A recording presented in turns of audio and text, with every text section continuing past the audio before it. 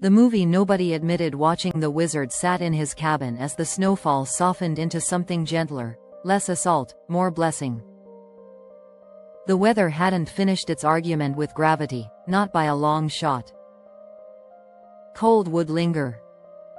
Temperatures would seesaw. Morning traffic might snarl or surrender. That was tomorrow's puzzle.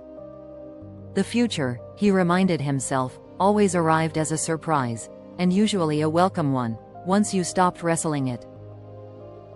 This week had been a study in oscillation. Markets up. Markets down. Gold and silver glinting with renewed confidence, as if remembering an older language. Banks whispering to one another about reserves, ratios, and the meaning of enough. Renovations promised for Monday. New rules, new pipes, new paint on old walls.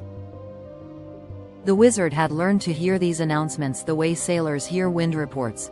Not commands, just signals. Outside the cabin, snow quieted the world. Inside, the news hummed like a projector warming up. The Davos Echo Stories drifted in from the mountains, meetings, corridors, expressions carefully chosen.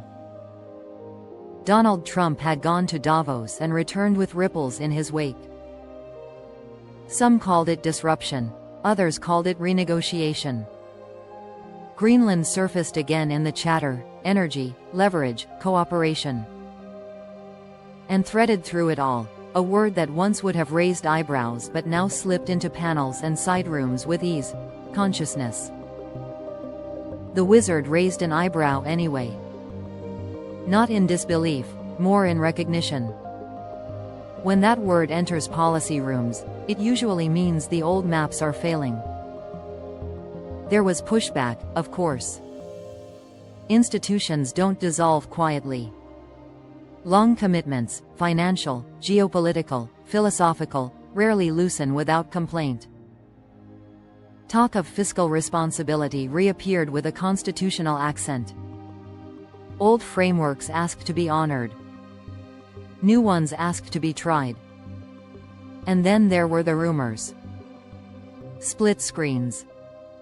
One report claimed the executive branch itself felt divided anxieties about continuity, hypotheticals involving constitutional clauses, whispered references to amendments. The wizard treated these as weather systems, not facts on the ground. In times of transition, rumor multiplies faster than snowflakes. He smiled at the image someone painted: security services unsure which hallway to guard, which briefcase mattered. It sounded less like a briefing and more like theater. Which raised the question he kept returning to. What if much of this felt cinematic because people were experiencing change the way they experience movies, fragmented, emotional, dramatic, rather than as the slow, procedural reality it usually is? Japan, bonds, and butterfly wings. Across the Pacific, tremors in Japan's financial conversations nudged global bond markets into nervous adjustments. The wizard didn't pretend mastery here. He simply noted the pattern. When long-trusted instruments wobble, attention turns to fundamentals: energy, materials, labor, trust. Butterfly wings, he thought. Not catastrophe, recalibration. Back home, headlines about properties and valuations flashed and faded. Threats of foreclosure were debated by talking heads as if they were chess moves rather than mortgages. The wizard recognized the cadence: narrative warfare. Pressure as persuasion. Perception as leverage.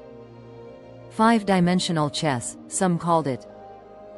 The wizard preferred a quieter term: parallel storytelling.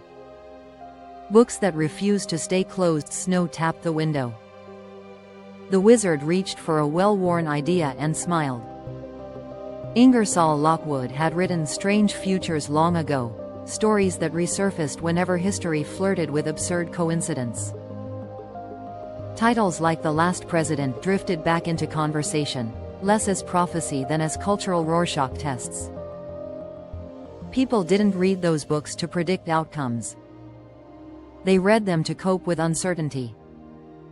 Nearby on the shelf, figuratively, at least, stood Nikola Tesla, forever invoked whenever time, energy, or resonance felt misaligned. The wizard understood the appeal. When the present grows noisy, minds reach for figures who thought in frequencies rather than headlines. And then there was the movie set feeling of it all, the sense that history had become self-aware, aware enough to wink at the audience. The Treasury Aside. The wizard recalled another oft-mentioned curiosity from earlier chapters of this era. The Treasury, once led by a figure whose resume included film production, globalization, and storytelling as much as spreadsheets. Whether coincidence or convenience, it fit the motif. Narratives were currency now. Trust was collateral. Attention was leverage. Settling the snow, the cabin stayed warm. Coffee refilled itself. Outside, the world practiced stillness. The wizard didn't conclude that the nation was breaking apart. He didn't declare a new republic born. He didn't assign villains or crown saviors. He had learned that such conclusions age poorly. Instead, he wrote a simpler note in his journal: when institutions feel loud, tend the fundamentals. When markets feel jumpy, value what endures. When history feels like a movie, remember you're also in the audience, and on the crew. Snow continued to fall, then paused, then fell again. Somewhere, bonds repriced. Somewhere else, ideas renegotiated their place in the room. And in a quiet cabin, the wizard let the chapter end without a cliffhanger. Not every turning point needs a trumpet. Some arrive with a blanket of snow and a pot of coffee. The board was set. The pieces would move. And tomorrow, like always, would reveal just enough. God bless. Global Robotics Corporation Interplanetary Trading Company. Robert Coley. Please like, comment, share, and by all means subscribe.